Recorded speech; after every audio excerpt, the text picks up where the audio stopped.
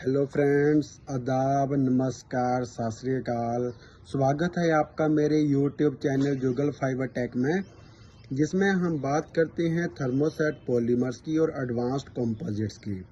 तो मेरी last content पे भी मैंने आपको बताया था फिलामेंट वाइंडिंग में, और आज मैं आपको फिर से कुछ फिलामेंट वाइंडिंग के बारे में ही बताऊंगा जो सबसे मोस्ट इम्पोर्टेंट आपके लिए है अगर आप फिलामेंट वाइंडिंग पे काम कर रहे हो। बट जब भी आप इसके ऊपर काम स्टार्ट करो तो आप हमेशा एक चीज़ का ध्यान रखो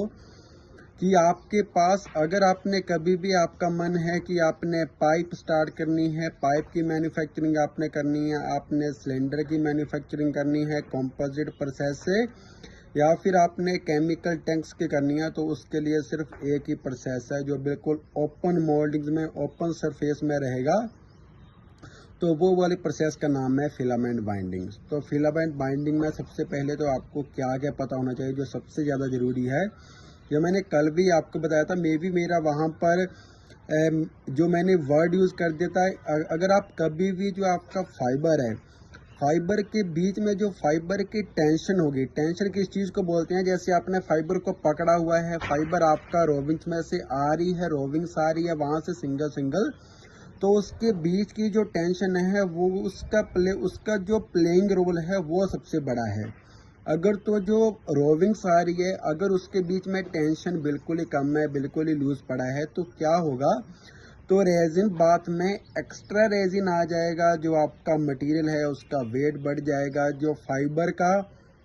जो आप रोविंग्स लगाओगे तो रोविंग्स की जो लेप है वो बिल्कुल आपकी प्रॉपर नहीं होगी, तो उसकी जो सारी प्रॉपर्टीज़ है वो डाउन हो जाएंगी। अगर प्रॉपर्टीज़ डाउन होंगी तो ऑटोमेटिकली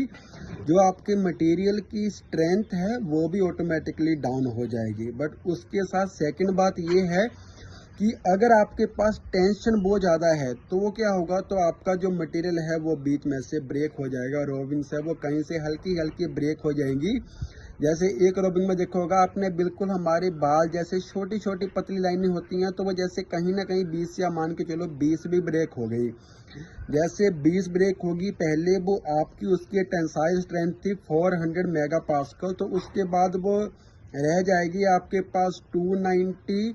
या 285, 280 में आपको एग्जांपल बता रहा हूँ, तो आपके पास इतनी टेंसाइल स्ट्रेंथ रह जाएगी। अगर आप मान के चलो कि अगर आपके पास टेंसाइल स्ट्रेंथ थी उसकी 20 से 25% आपके पास कम हो रही है, सिर्फ किससे कि उसमें टेंशन ज़्यादा है, तो ऑटोमेटिकली जो आपकी फिलामेंट बाइंडिंग से जो भी आप प्रोडक्ट बनाओगे तो उसकी प्रॉपर्टीज ओके नहीं होंगी और मटेरियल आपका फेल हो जाएगा। तो इस बात का भी आपको साथ ही साथ ध्यान रखना पड़ेगा। तो इसके बाद जो सेकंड बात है वो सबसे मेन मोस्ट इम्पोर्टेंट आपके लिए सिर्फ यही है कि फाइबर की, जो फाइबर आप कोई भी यूज़ कर लो, अगर फाइबर की ओरिएंटेशन ओके नहीं है, फाइबर को लगाना कैसे है रोविंग्स को, अगर वो आपके पास ओके नहीं है, तो ऑटोमेटिकली जो आपका फिलामेंट वाइंडिंग का मटेरियल होगा वो बिल्कुल एक तरह से वेस्टेज वाला मटेरियल होगा, चाहे आपके एंड पे बेस्ड हो जाए चाहे वो कस्टमर एंड पे बेस्ड हो जाए। तो कल मैंने आपको कुछ बातें बताई थी कि इनमें कौन कौन सी बाइंडिंग होती है। जैसे हुप बाइंडिंग होती है, 90 डिग्री पे आप कर रहे हो तो हुप बाइंडिंग बहुत ज़्यादा होगी। और हुप बाइंडिंग जो हमारा है ये हम यूज़ करते हैं मोस्टली कंपोजिट्स में। अगर आप इसे प्रोफेशनली और यूज़ करोगे तो सर्कमफ्रेंशियल स्ट्रेंथ होती है, या तो आप उसको बोल दोगे कि हाई हुप स्ट्रेंथ आपके पास आ जाएगी, या फिर आपके पास आ जाएगी हाई सर्कमफ्रेंशियल स्ट्रेंथ। और उसके अलावा सेकंड आपको बताऊंगा प्लस माइनस 50 और 55 डिग्री पे अगर आपके पास हेलिकल स्ट्रेंथ आ रही है तो आपके पास जो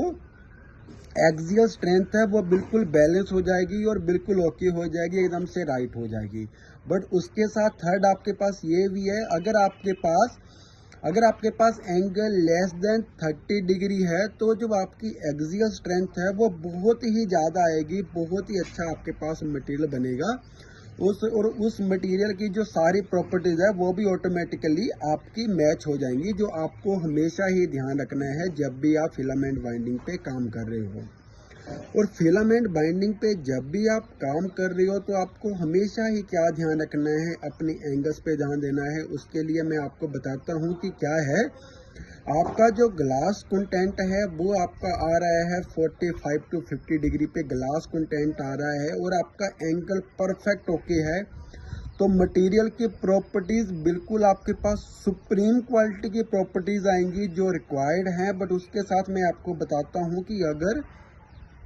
आपके पास ग्लास कंटेंट है 65 टू 70 डिग्री बट आपका वाइंडिंग एंगल ओके नहीं है, जो रोविंग्स के लिए एंगल होगा वो एंगल आपका ओके नहीं है, तो आपकी जो प्रॉपर्टीज़ आएंगी जिसका जो पहले मैंने आपको बताया 45 टू 50% वाला ग्लास कंटेंट, तो उससे भी इसकी प्रॉपर्टीज़ कम आएंगी। ग्लास कंटेंट बेशक ज़्यादा है, कोई मैटर नहीं करता अगर आपका वाइंडिंग का एंगल ओके नहीं है। तो इस चीज़ पे हमें हमेशा ही ध्यान रखना पड़ेगा कि अगर आप फिलामेंट वाइंडिंग पे काम करते हो, अगर आपको अपनी डायमेंशंस को कंट्रोल करना है जो आउट ऑफ स्पेक जा रही हैं, बीच बीच में से कहीं कहीं से भी आपकी कम आ रही हैं, कहीं ज़्यादा आ रही हैं, आप जब भी फिलामेंट वाइंडिंग पे काम करें तो ओडी आईडी तो आपके पास रहेगा। इस चीज़ को आपको हमेशा ध्यान में रखना है। थिकनेस की प्रॉब्लम आपके पास आ सकती है अगर आपने अपनी प्रोसेस को कंट्रोल में नहीं रखा है। अगर आपका स्टार्टिंग में प्रोसेस हमेशा कंट्रोल में रहेगा, आपकी वाइंडिंग्स ओके होगी और आपकी जो वाइंडिंग्स है, जो रोविंग्स है आपकी, वो प्रॉपरली बात हो रही हैं, ना तो वहाँ पर स्टारवेशन की प्रॉब्लम आ रही है, ना वहाँ पर एक्सेस रेजिन की प्रॉब्लम आ रही है, तो जो आपका पीस बनेगा उसकी भी सुपीरियर क्वालिटी रहेगी और जो आपका फिनिश प्रोडक्ट लास्ट में बनेगा और जो आप कस्टमर के पास जाएगा तो कस्टमर भी ऑटोमेटिकली उससे सेटिस्फाई रहेगा। अगर ये नहीं होगा तो आपके पास बैक टू बैक कंप्लेंट्स आएंगी और आप उन कंप्लेंट्स को कभी एलिमिनेट नहीं कर सकते हो, कभी उनके ऊपर आप करेक्शन या करेक्टिव एक्शन कभी उसके ऊपर लेके नहीं आ सकते हो जब तक आपने इन बातों को अपने प्रोसेस में डेवलप नहीं करा है, जो आपको हमेशा ही ध्यान में रखना पड़ेगा। और दूसरी बात मैं बोलता हूं कि अगर हम इसके ऊपर जो हमारी रोविंग्स आ रही है या फिर हमारा जो रेजिन बात हो रहा है वो टोटली आपका मशीन्स के थ्रू हो रहा है, तो क्या डिफरेंस है। जो आपका फिलामेंट बाइंडिंग है ओपन मोल्डिंग में आपके पास वेट लेअप, स्प्रे अप वाला प्रोसेस है या फिर हैंड मोल्डिंग का प्रोसेस है। उसके बाद जो आपके पास ओपन मोल्डिंग में रहेगा वो आपके पास फिलामेंट बाइंडिंग ही रहता है। बट फिर भी ओपन सरफेस में होने के बाद भी इसका जो इसकी प्रॉपर्टीज़ हैं वो और जो हमारा वेट लेयर प्रोसेस है ओपन मोल्डिंग वाला, तो उससे बहुत ज़्यादा सुपीरियर है। बट फिर से बता रहा हूँ, अगर आपने वाइंडिंग एंगल को कंट्रोल में नहीं रखा है, अगर आपने उसकी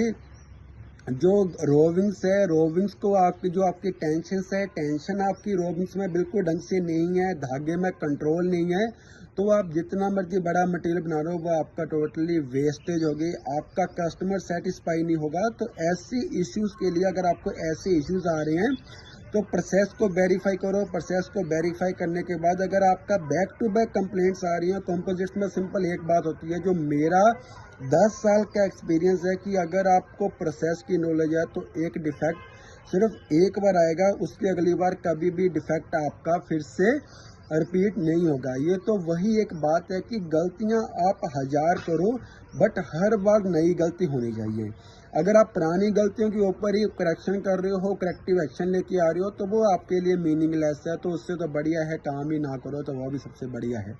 कोई फ़ायदा नहीं, आप करेक्शन कर रहे हो, करेक्टिव एक्शन कर रहे हो, बार बार अपने डॉक्यूमेंट्स भर रहे हो, पेज भी वेस्ट कर रहे हो कंपनी के, या खुद का इतना लॉस कर रहे हो, तो कोई फ़ायदा नहीं है। फिलामेंट बाइंडिंग में आज के लिए मैंने आपको यही बताया है। छोटी छोटी चीज़ों पे कंटेंट बनाऊंगा जिससे कि आप उन चीज़ों पे ध्यान रखो। बट फिर भी अगर आप इन चीज़ों को कंट्रोल नहीं कर पा रहे हो तो आप हमारे साथ कॉन्टैक्ट करिए, आपका टोटली जो प्रोसेस है वो डेवलप होगा। अगर आपके पास डेवलप प्रोसेस है, अगर कंट्रोल नहीं है, तो प्रोसेस को इम्प्रूव करेंगे। कोई भी अलग से रिक्वायरमेंट नहीं होगी, जो आपके पास अवेलेबल है उसी अवेलेबल मटेरियल में आपको एक सुपीरियर क्वालिटी देंगे प्रोडक्ट की फिलामेंट बाइंडिंग के साथ।